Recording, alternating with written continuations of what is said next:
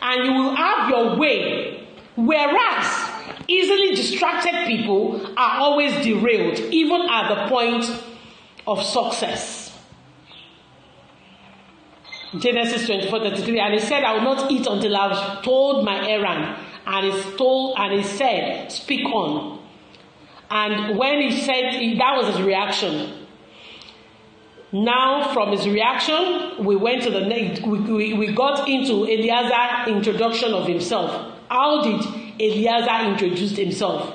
So we can say that the key pillars under Eliezer's reaction, he prioritized his mission, and secondly, he introduced himself. Under 2C, Eliezer's reaction, he prioritized his mission, which I just explained, and he introduced himself. Let us see how he introduced himself. He introduced himself. He said, I am Abraham's servant, Genesis 24:34. Never be ashamed of who you are. Carry yourself with dignity. He was a servant, and he proudly introduced himself as a servant. You are not proud of yourself. Why are you not proud of yourself? Don't you know that there is no two of you? He introduced himself based on the capacity for which he was there. On this mission, he remained a servant that he had been. Only a servant privileged to be trusted enough with a major event in his master's life.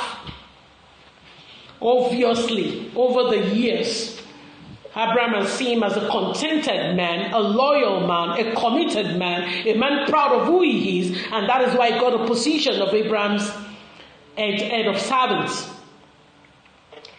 He is the head of 317 men, according to Genesis 14:14. A man who can coordinate 317 men is no mean man, he's no common man. He's an intelligent man, a strategic man. Oh, he introduced himself. I want you to follow me. Under the introduction of Eliezer, he introduced himself. He introduced himself as who he is. He introduced himself based on who his master is. He said, God has blessed my master greatly, and he's become great, and he has given him flocks and herds and silver and gold and men servants. And when you are on assignment or you're working with an organization, when you introduce yourself, never cut off introducing your boss or your organization, because you're where you are based on the opportunity given to you by them. He couldn't have talked about any other body than his master, and he didn't miss it. A lot of people, as married couple, when they get to a place, they talk about themselves alone. They don't talk about their partner. They have forgotten that two have become one. So they begin to look down on the wife as if she doesn't know anything, or they begin to look down on the husband. How you react speaks volume about you. He did not only introduce himself, he spoke highly of his master. He introduced his master. He mentioned his material works.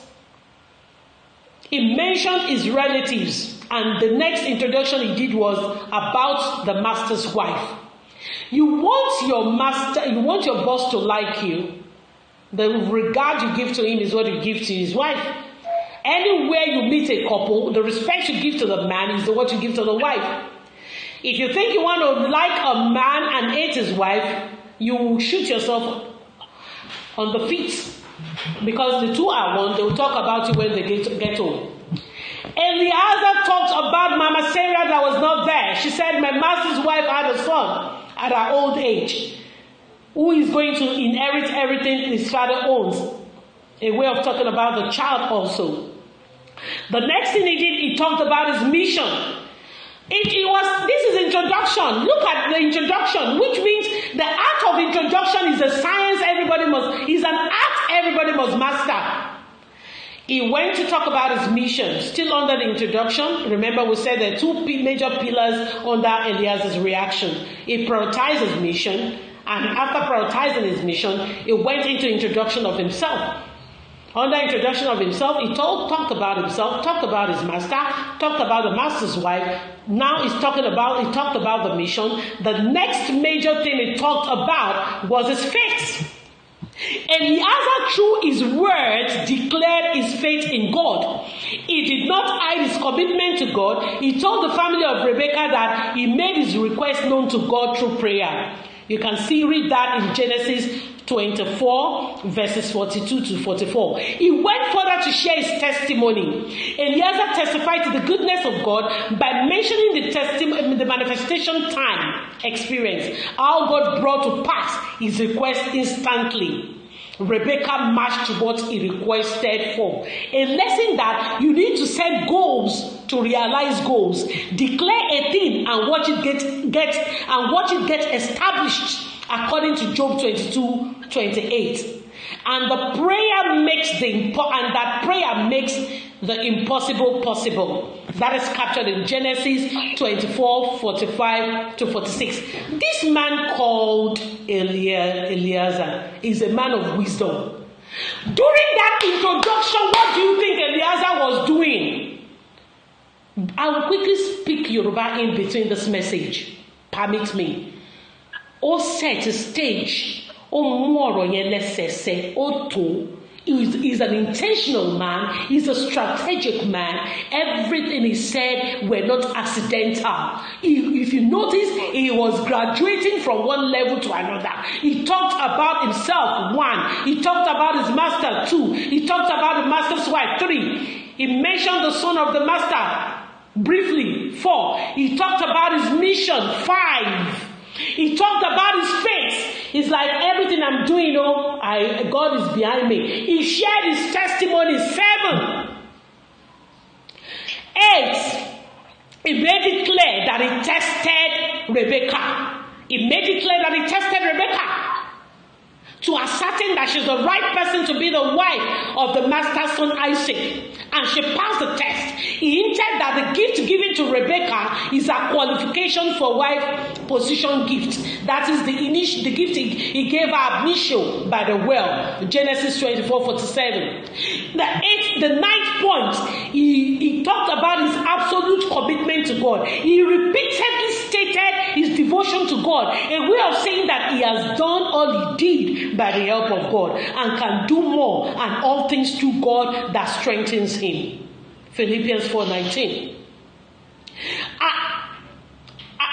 Genesis 24:28. In Genesis 24 verse 48, he made it clear that he bowed down to worship God when he discovered that Rebecca was the right person. He intentionally did not hide anything from them because he wanted them to know who he was, his love for God, his devotion to God.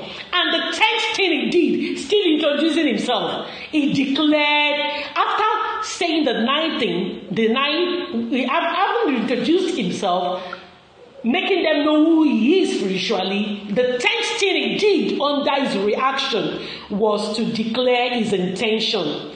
After the long introduction, declaration of faith, and purpose of the trip, he made his intention known.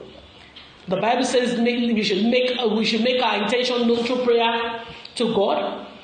That he did, which got him to where he is. Now he's making men around him to know his intention.